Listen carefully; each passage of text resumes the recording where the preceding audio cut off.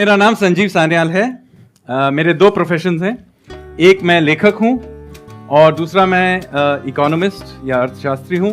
Shri Ram college of commerce में मैंने under graduate degree प्राप्त की और फिर मैं ऑक्सफोर्ड यूनिवर्सिटी में मैं 3 साल उसके बाद था एज अ रोड स्कॉलर, और उसके बाद मैं तकरीबन 22 साल तक फाइनेंशियल मार्केट्स में मैंने काम किया।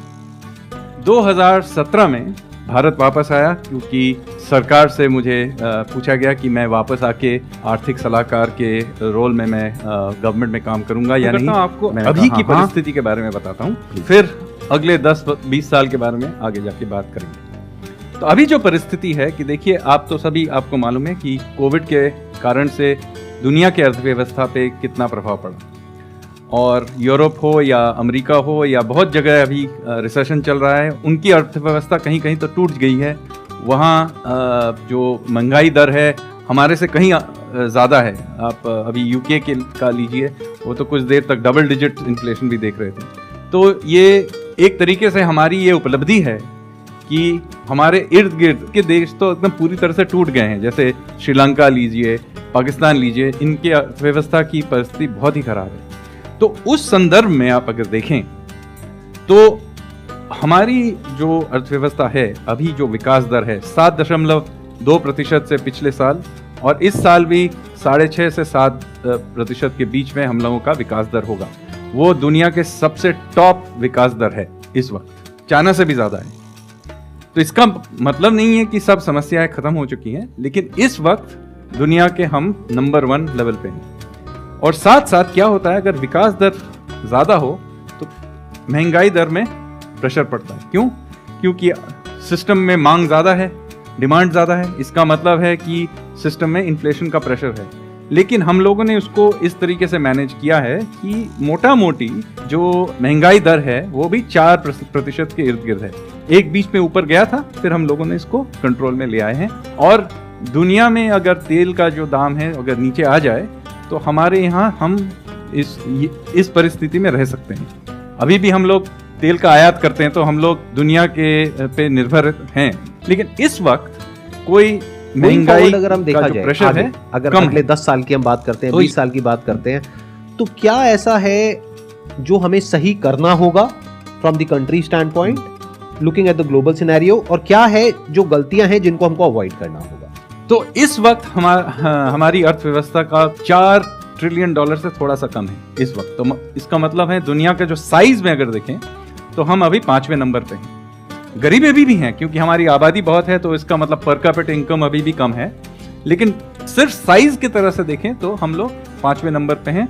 हमारे आगे जर्मनी है, थोड़ा ही आगे, उसके बाद जापान, फिर चीन, फिर अमेरिका। अगले 1-2 साल में हम लोग जर्मनी से आगे निकल जाएंगे। उससे आगे जाएंगे, $5 ट्रिलियन के इर्द गिर्द है जापान। वो भी शायद 2028 ले लीजिए, वहां तक हम लोग उनको पार कर जाएंगे। इसके बाद चीन $16 ट्रिलियन पे है। तो 5 से $16 ट्रिलियन पहुंचने में बहुत दूर है। फिर अमेरिका है 23-24 के पास, तो वो बहुत दूर है अभी भी। लेकिन तीसरे नंबर पे हम लोग जरूर, मतलब कुछ ही सालों में पहुंच जाएंगे। क्योंकि एक है हमारी विकास दर उनसे ज्यादा है। अब तो जर्मनी का इस साल तो विकास दर नेगेटिव में है, हाँ, और जापान का भी 0 के इर्द गिर्द पे चलता है। मतलब कभी कभी वो 0 पे है, कभी कभी 0 से थोड़ा ऊपर है। तो मतलब हमारे यहाँ जो विकास दर है वो काफ़ी उनसे आगे है। तो ये कॉम्पाउंडिंग से हम लोग से निकल जाएंगे। तो मैं कहूँगा कि हम लोग तीसरे नंबर तक पहुँच जाएंगे। इसके बाद कठिनाई है क्योंकि आगे जो है वो लोग बहुत दूर है हमसे। लेकिन कोई बात नहीं, इसका मतलब नहीं कि कोशिश नहीं करेंगे। समय लगेगा, कोशिश करेंगे। तब तक, मतलब इस दशक के अंत तक, हमारा जो ये इंफ्रास्ट्रक्चर का जो ढांचा है वो वर्ल्ड क्लास नहीं है, लेकिन वर्ल्ड क्लास के आसपास पहुंच जाएगा। और बहुत बहुत शहरों में देखेंगे आप, मुंबई में अभी अगर गए हैं देखेंगे कि बढ़िया इंफ्रास्ट्रक्चर बन रहा है।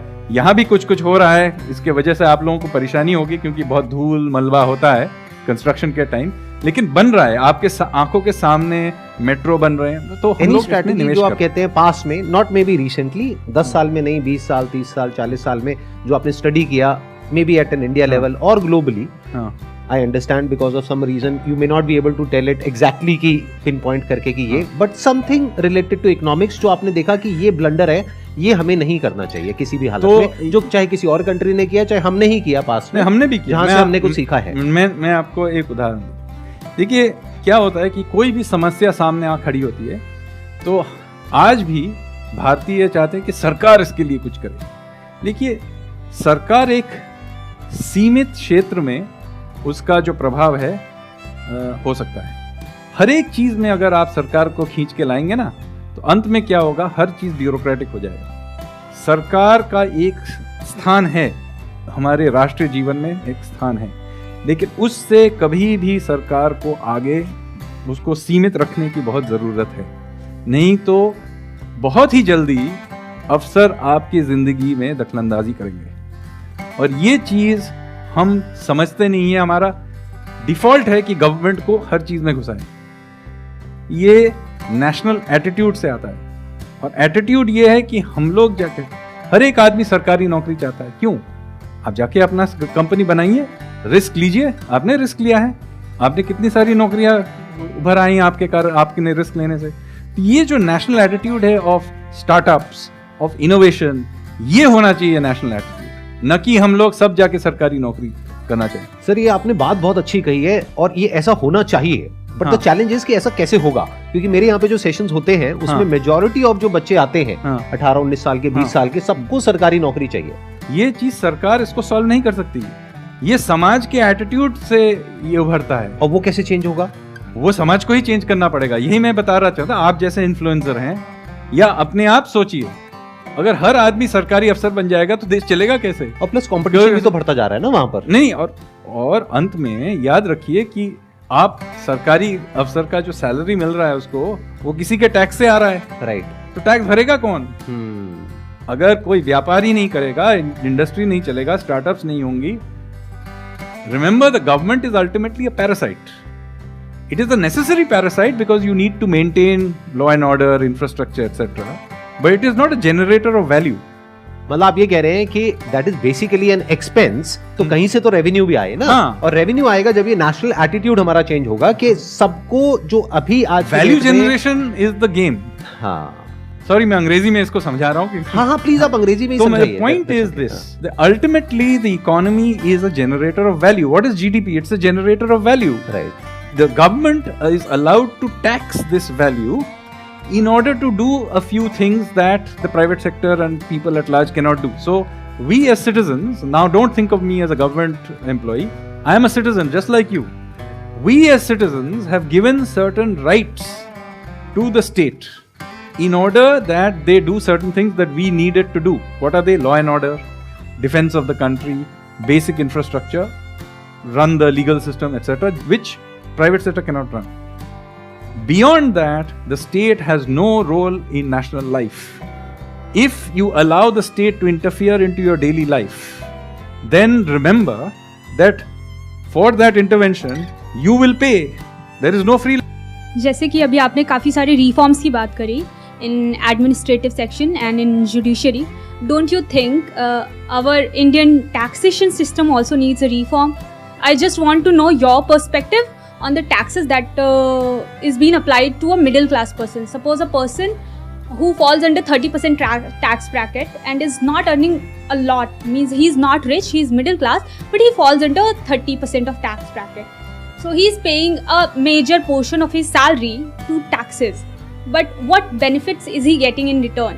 देखिए, मैं टैक्स मजे के लिए नहीं कर रहा हूँ.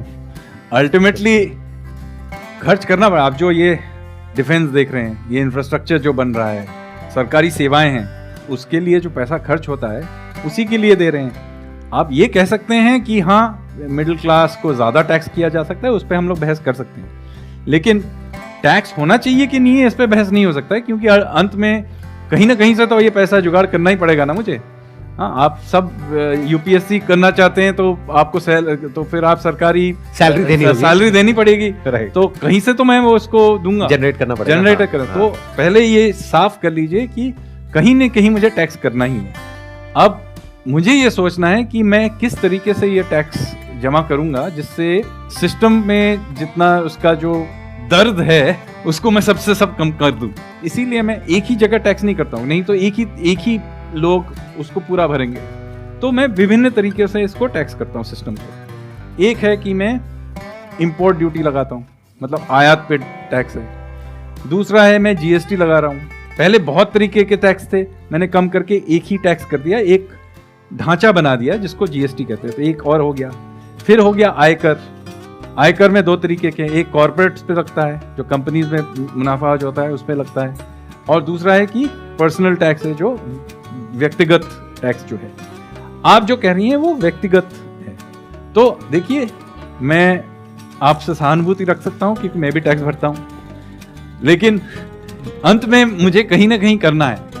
अगर देश में सभी लोग टैक्स भरेंगे, और हमारे यहाँ बहुत लोग हैं टैक्स नहीं भरते हैं, लेकिन अगर ज़्यादातर लोग टैक्स भरने लगेंगे तो मैं इस टैक्स के बोझ को कम कर पाऊंगा, क्योंकि मैं फिर ज़्यादा लोग भरेंगे तो मैं इसको घटाता जाऊंगा और इसको लाइट कर दूंगा।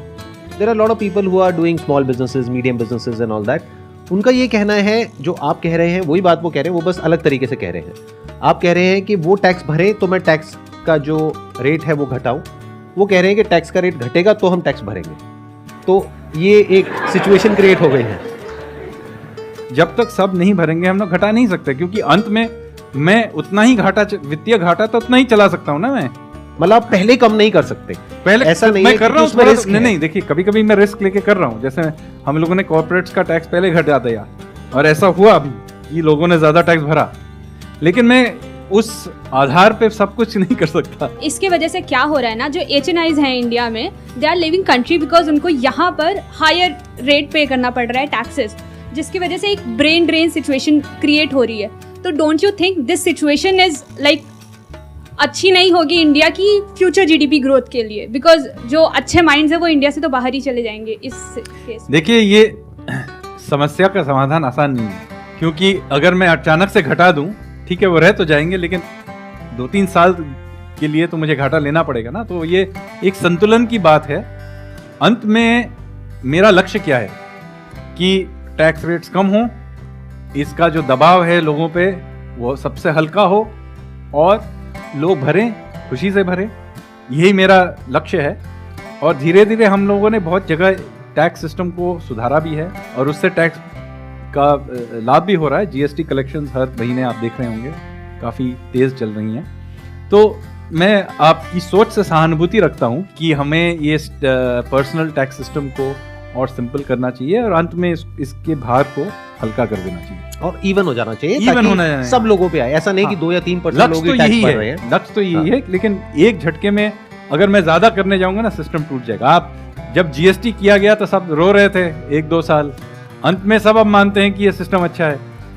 तो हर सिस्टम को बदलने के टाइम में सब रोते हैं। देखिए, अब अभी जो इंफ्रास्ट्रक्चर बन रहा है, अब इसकी वजह से रोड्स बंद होते हैं, अभी धूल मिट्टी कंफ्यूजन रहता है जब बन रहा है।